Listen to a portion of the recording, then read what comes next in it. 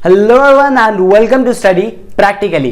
तो आज का टॉपिक है फिक्स डिपॉजिट। हम लोग फिक्स डिपॉजिट के बारे में सब कुछ बात करेंगे, थ्योरी, प्रैक्टिकल, मैंने कितने का किया, क्यों किया, क्या एडवांटेजेस है, क्या नहीं है, प्रैक्टिकल में आपको फिक्स डिपॉजिट्स करने चाहिए, क्या म्यूचुअल फंड ज्यादा अच्छे हैं, फिक्स डिपॉजिट अच्छा है, रिकरिंग डिपॉजिट अच्छा है, ये सारे क्वेश्चंस के मैं आज के वीडियो में आंसर करने जा रहा हूं। तो चलिए जल्दी से वीडियो को शुरू करते हैं।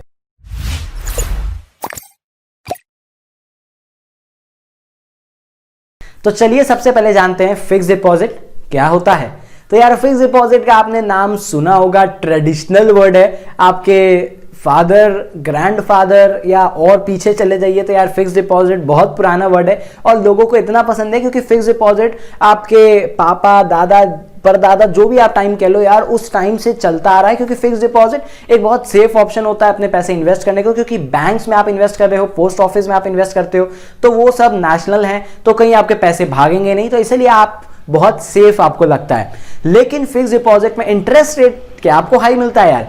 तो फिक्स डिपॉजिट का अगर हम लोग इंटरेस्ट रेट का बात करें तो आज से 15 साल पहले, 10 साल पहले फिक्स डिपॉजिट का रेट था 10%, और आज के समय में 2020 में बात करें तो सिर्फ उसका आधा रह गया है जो कि है 5%। और शायद आगे अगर 2030, 35, 40 तक में अगर मैं वीडियो बना रहा हूं तो शायद वो 2% या 1% पे भी होने के चांसेस हैं, जस्ट बिकॉज की जो सारे बड़े आप कंट्रीज देखोगे, डेवलप्ड कंट्रीज, उनके जो भी लगभग 1%, 2% के आसपास ही आ गए हैं सबके फिक्स डिपॉजिट के रेट्स। और यूएसए में तो शायद अगर आप बैंक में पैसे रखते हो तो आपको पैसे मिलेंगे नहीं, उल्टा आपको अपने जेब से पैसे देने पड़ेंगे बैंक को। चाहे आप सेविंग में करो, एफडी करो, जो भी करो, से आपको बैंक में पैसे रखने के लिए आपको बैंक को ही पैसे देने पड़ते हैं यूएसए में।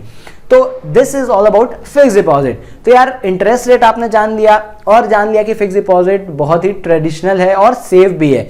लेकिन अगर हम लोग इंटरेस्ट ऑप्शंस की बात करें तो ऐसा नहीं है कि केवल एफडी में ही सबसे ज्यादा आपको मिलता है with least amount of risk, और भी बहुत सारे ऑप्शंस होते हैं। अगर आप चाहें तो सॉवरेन गोल्ड बॉन्ड्स में इन्वेस्ट कर सकते हैं, फिर म्यूचुअल फंड्स में इन्वेस्ट कर सकते हैं जो कि आपके रिस्क के हिसाब से हो। यानी कि म्यूचुअल फंड्स में भी बहुत सारी ऐसी स्कीम्स होती है जिसमें कि आप लीस्ट रिस्क लेकर के एफडी से थोड़ा ज्यादा इंटरेस्ट ले सकते हो। यानी कि लगभग 9 से 10% का इंटरेस्ट रेट आप लगभग बहुत कम रिस्क में, लार्ज कैप में लगा करके ले सकते हो। लेकिन अगर हम लोग एफडीज की बात करें तो एफडीज एकदम नो रिस्क होता है, यानी कि कोई रिस्क है ही नहीं। लेकिन थोड़ा सा म्यूचुअल फंड्स में 5%, 10% का रिस्क रहता है। अगर आप वो बेयर कर सकते हो तो आप म्यूचुअल फंड्स भी अडॉप्ट कर सकते हो। म्यूचुअल फंड्स हो गया, शेयर मार्केट हो गया, सॉवरेन गोल्ड बॉन्ड्स तो और अच्छा स्कीम होता है इन्वेस्ट करने को।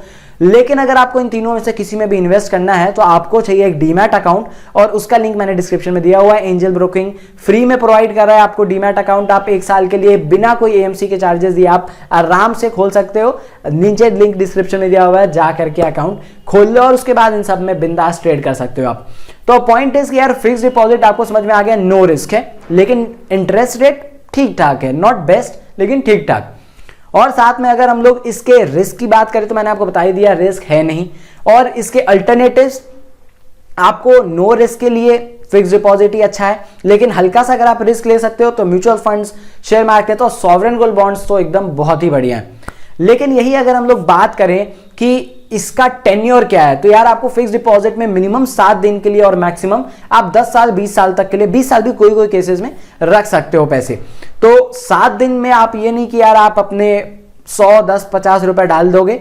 आप जनरली लोग 7 दिन के लिए बड़े अमाउंट्स डालते हैं करोड़ों में, ताकि लोगों को स्मॉल अमाउंट में, मतलब स्मॉल पीरियड ऑफ टाइम में ही अपना पैसा वापस मिल जाए। क्योंकि अब किसी के पास हायर अमाउंट ऑफ मनी है तो यार इतना टाइम के लिए तो वो पैसा फंसाएगा नहीं, तो इसलिए वो लोग शॉर्ट पीरियड ऑफ टाइम्स के लिए फिक्स डिपॉजिट कर देते हैं। उसमें जो 1-2%, 3% इंटरेस्ट रेट मिलता है वो उनको मिल जाता है। लेकिन अगर आप भी चाहें तो आप उस time, particular period of time के लिए कर सकते हैं, नहीं तो आप क्यूमुलेटिव इंटरेस्ट भी चुन सकते हैं। आपका पैसा एक बार आकर के दोबारा वो इन्वेस्ट होते चलेगा अपने आप। तो ये फिक्स डिपॉजिट के फायदे हैं। अब अगर बात रही फिक्स डिपॉजिट के नुकसान की, तो ऐसा तो कोई अपफ्रंट कोई नुकसान है नहीं, लेकिन बस यही है यार कि अगर आपने अपने पैसे लगा दिए लंबे टाइम के लिए और बीच में अगर आपको पैसे की जरूरत पड़ जाती है तो शायद आपको या तो इंटरेस्ट रेट कट के मिलेगा, या तो आपके पैसे केवल आपके प्रिंसिपल अमाउंट ही वापस हो पाएगा, आपको कोई इंटरेस्ट नहीं मिल पाएगा। तो इसीलिए आप सोच समझ के फिक्स डिपॉजिट में इन्वेस्ट करिएगा यार, क्योंकि आपके पैसे एक बार के लिए लॉक इन हो जाते हैं। साथ में अगर हम लोग बात करें कि आपको इनकम टैक्स में इसमें बचत मिलती है, तो ऑफ कोर्स मिलती है।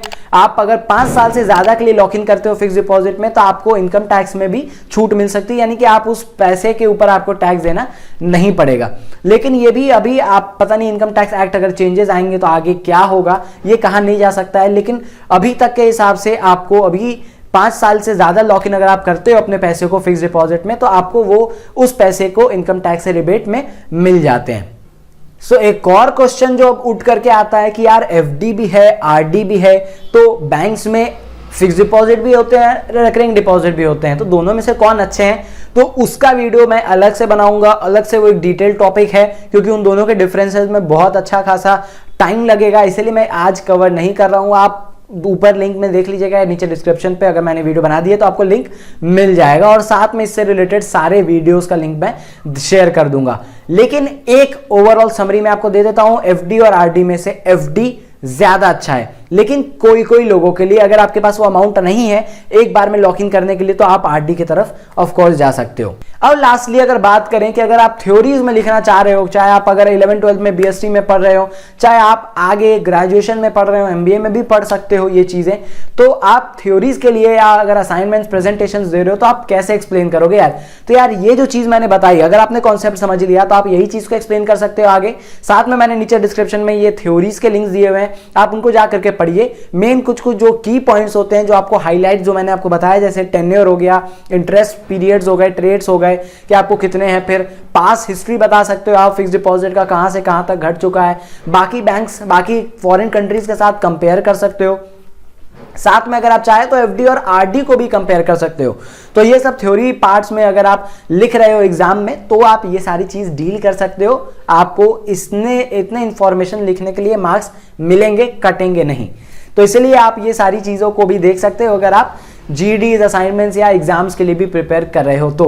और साथ में अगर आप एफडी वर्सेस आरडी या फिर एफडी और आरडी में से कौन अच्छा है, इनके ऊपर भी वीडियोस चाह रहे हो थ्योरी पर्पस के लिए भी, तो भी आप, मैंने बताया कि आप इनको, मेरी वीडियोस को फॉलो कर सकते हो। मैं थ्योरीज के साथ ही आऊंगा कि यार थ्योरी में कैसे एफडी आरडी कौन अच्छा है, क्यों अच्छा है और कौन सा आपको चुनना चाहिए।